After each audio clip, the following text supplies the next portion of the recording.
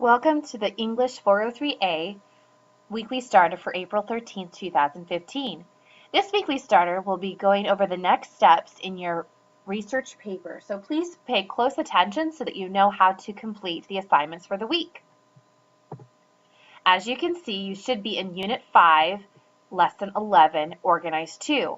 In this week, what you're working on is the 5-10 Planning Assignment Worksheet that is a full outline for your assignment. You also should be turning in the extra credit bubble chart this week. You don't need to worry about the thesis checkpoint at this point. We're going to do the extra credit bubble map instead. You should also be starting to think about your multimedia presentation that you'll be doing much like I'm doing a presentation here. All right, so let's do a little research paper barometer. I want you to think and reflect. Do you need help or more time with the research paper?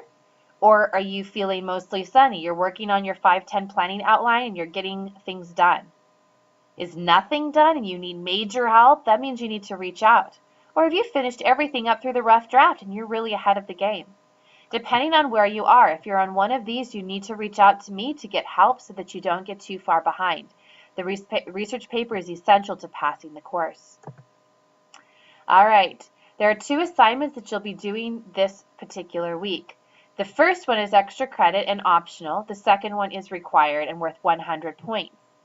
This first one will help you with the second, so that's why it's encouraged that you do so. This first one is the bubble map or concept map. What you're going to do here is you're going to put your topic and start mapping out your subtopics and the details. You should fill in details, as many as you can, so that you have things ready to go. A good strategy is also to write your thesis beyond just your topic here, so that when you do your outline, you have that ready to go. Then you're going to work on the 5.10 assignment. You can find it in doc sharing or in the lesson. This is going to be a formal outline. Here is a sample. You'll have your topic, then you'll have your introduction, and you need to have details. What are you going to include in your introduction? Don't just put background, but what background are you going to include?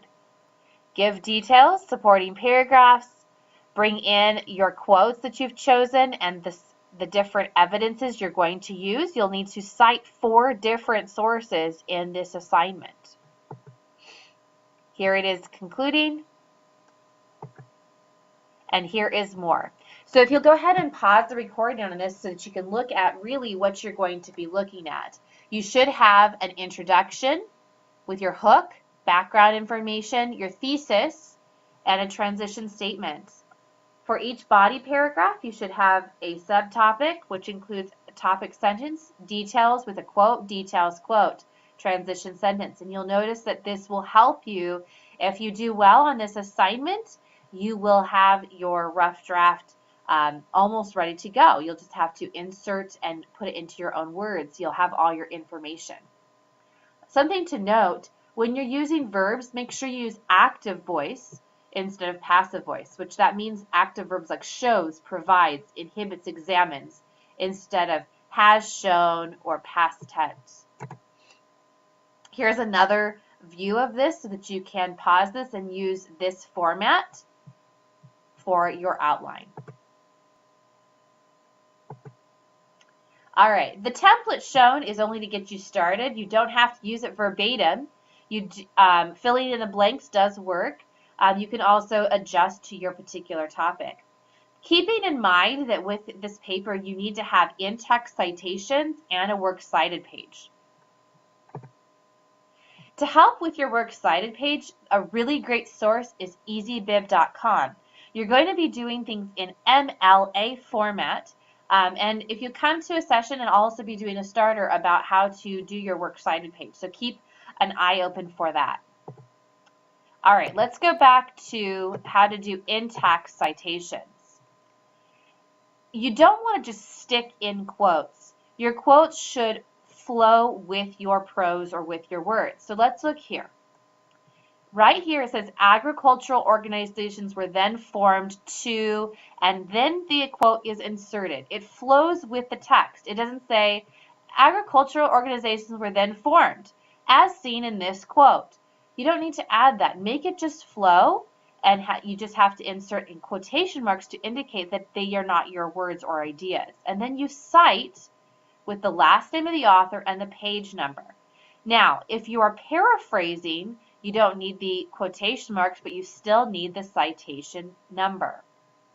More about this can be found at the Purdue English site that we'll be talking about more in our weekly spotlight.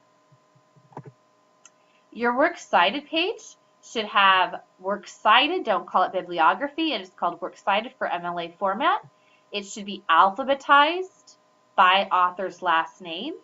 If you go to ezbib.com, the actual format will be done for you, and then you just need to alphabetize it.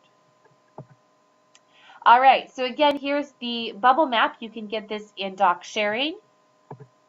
If you have questions, make sure to ask. Don't hide in confusion. Send a K-mail, come to a student choice session or the weekly spotlight on Tuesday at 11 a.m. At this point, please go to the course and take the quiz for the weekly starter. Have a wonderful week. Thank you so much.